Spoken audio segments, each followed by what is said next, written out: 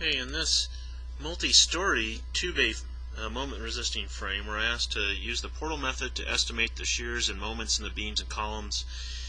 We've got these two lateral loads, 50 kips at the top, 75 kips at the bottom. That would typically happen because tributary area going to the top is going to be smaller, or the mass at the top at the roof level is smaller than what it would be at the floor level if it were a seismic type of effect. We got 30-foot bay widths and story heights that are not the same, 15 foot for the ground story, 14 foot at the first supported story, meaning the first elevated story that we have here. Right? Remember, in the portal method, we need to make assumptions about inflection points, and so let's assume that inflection points are at mid-height of the columns and at mid-span of the beams, and let's get that written down. So columns at mid-height and beams at mid-span. Further, we're going to assume that the interior column is twice as stiff as the exterior column. Right? In short, what that means is that we will have V, 2V, and V in that kind of a ratio as we go along the columns. Right, so the two basic assumptions that we are laying out here to begin to go get all these shears and moments in the various pieces. Now, big picture here is that this is a relatively straightforward problem, but the execution will actually get pretty long. So what we're going to do is we're going to set things up by, let's go and draw a free body diagram that goes through the inflection points and redraw then what's left over. Now all of a sudden the columns got half as high as they were before, 7 foot, and then we've got our lateral load, 50 kips, and we'll focus first on the shears of these columns. Now these are not the same shears we have at the base, these are up at that second story, so we'll put V2, V2, and 2V2, and of course the sum of those then is going to have to be then opposing the 50, so V2 will be equal to what, 20 and a half, right? 50 divided by 4 will be 12 and a half kips in each of those outer instances, and then of course in the middle that would be equal to 25. Now with that, that will allow us then to go get the moments in the top and bottom of the column, right? 12.5 times 7 is going to be our moment there, and that'll be 87.5 for the top of that column and also for the bottom of the column. Now, what to do for the middle part, there's a variety of ways that we could approach this. One of them would be to go again from inflection point to inflection point if we really wanted to. We could have just chopped right through here, and that's kind of what we're doing, right? Chopping right through, and we could then come along and do it this way, or you could have taken this whole top half, and then the total base shear would have been 50 plus the 75. That's going to happen anyways. Either way we do this, right? Because those shears at the top of the column are still going to be 12 and a half, 25, 12 and a half. Now going to the right, they have to sum to be 50, and so the bottom shears are going to then just have to redistribute what the 75 is. Right? Not sure if you caught all that, but there's 2V1, V1, and then V1 again. And so that will be that 4V1 is going to have to equal 75 plus 50, or 125, so V1 is then equal to 31.25, and we get 62.5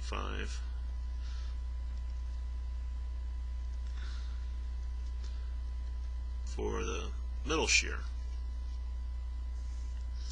Right, so that would be the beginnings of the shears. Now, that doesn't tell us what the axial forces are yet, and so we need those because the axial forces in the column become what happens in the beam, or the shears in the beam, that is. Right, that's what I mean by this. Actually does start to get pretty long as we go along. So let's do something here.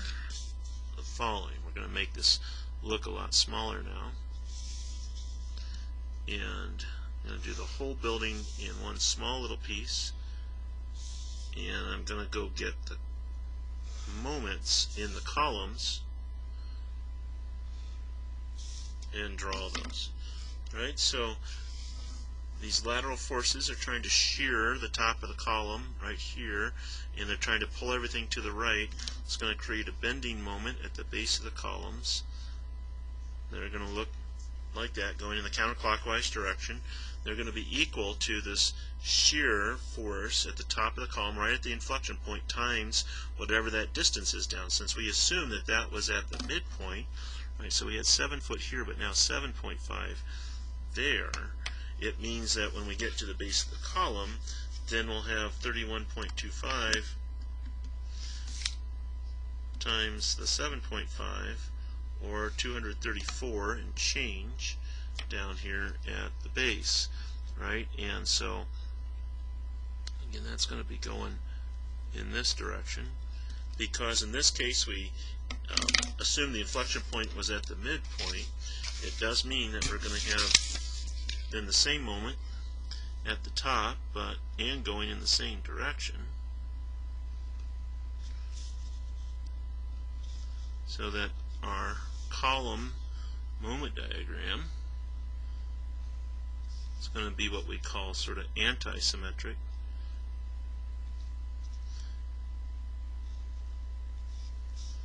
And all of those columns are going to be of a similar shape, different magnitudes, but similar shape. Let's get all those values in now. Right, so we've got 234.5, and then this one here is 234.5, 234.5. Now the middle one had twice the shear, so with everything else being the same, it's twice the moment, so 469 is what we've got here. It's really 468.75. And then for the top story column, right, now we've got 7 feet times the 12.5 for that one. So 87.5.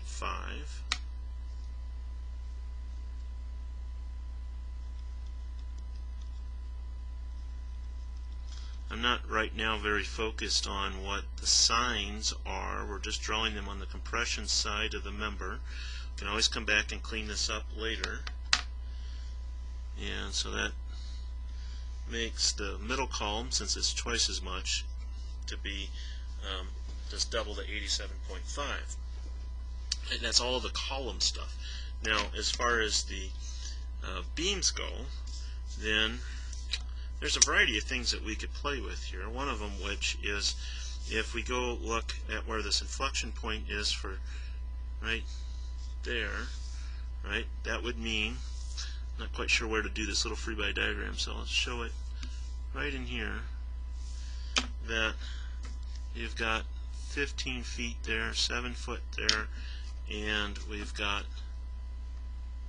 that shear force. That becomes an axial force there. We'd like to know what that shear force is and what that axial force is in the column, but we can get that shear force by just simply summing moments, say at the base right here, and so by equilibrium that's 12.5, so 12.5 times the 7, and then divide by the 15 for the moment arm for that shear.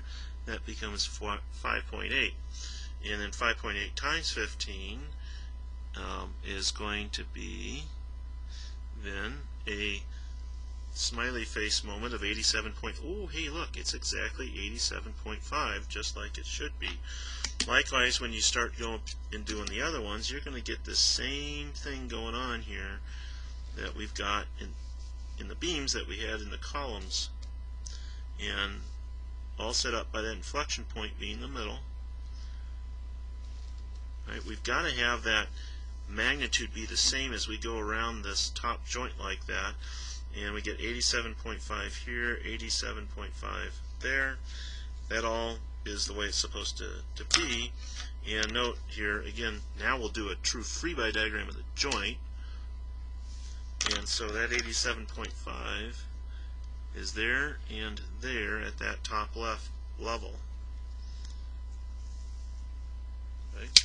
Now let's do one for the this top joint here, this T, see what that looks like.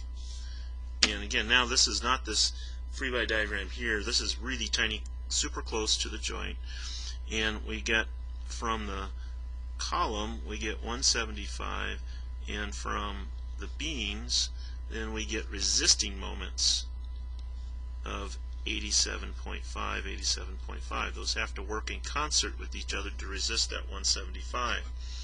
Right, so the shape of the beams at the next level are going to be again similar.